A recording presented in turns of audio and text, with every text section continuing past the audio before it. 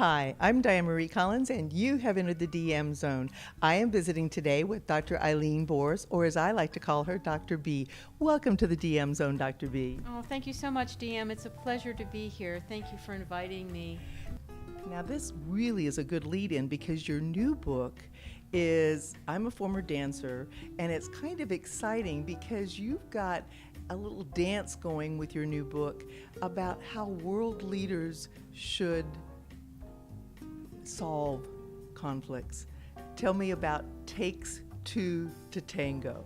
I love the title, Takes Two to Tango, how world leaders, the steps they need to take to resolve conflict. I use the tango as a metaphor to help, again, explain concepts about political forgiveness.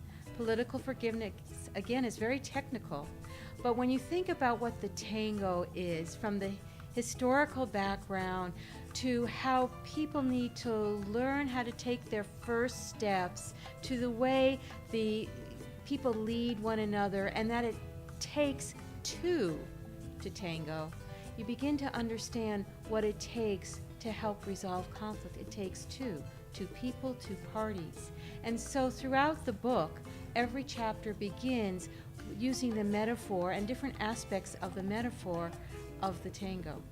Now, I understand the tango because I studied the dance. It's exciting to see how well that connects with conflict resolution. Let's take us through a couple of the chapters. I love the way you take those metaphors. So let's start with the first one. Well, the obvious one is leadership.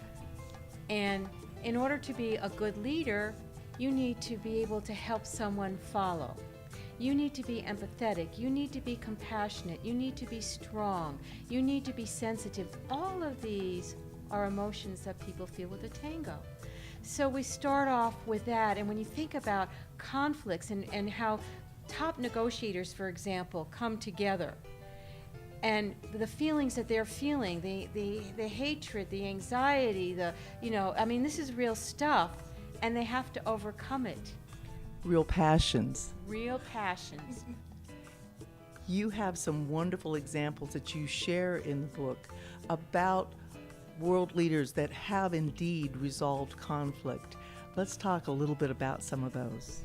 You know, the book covers people from Abraham Lincoln, who dealt so much with the Civil War, to people like Nelson Mandela, who had to deal with apartheid. These men knew how to heal nations through their leadership. And this is something we need so much today because we've got groups in conflict, we've got civil wars going on, we've got so much fighting, we've got corruption going on.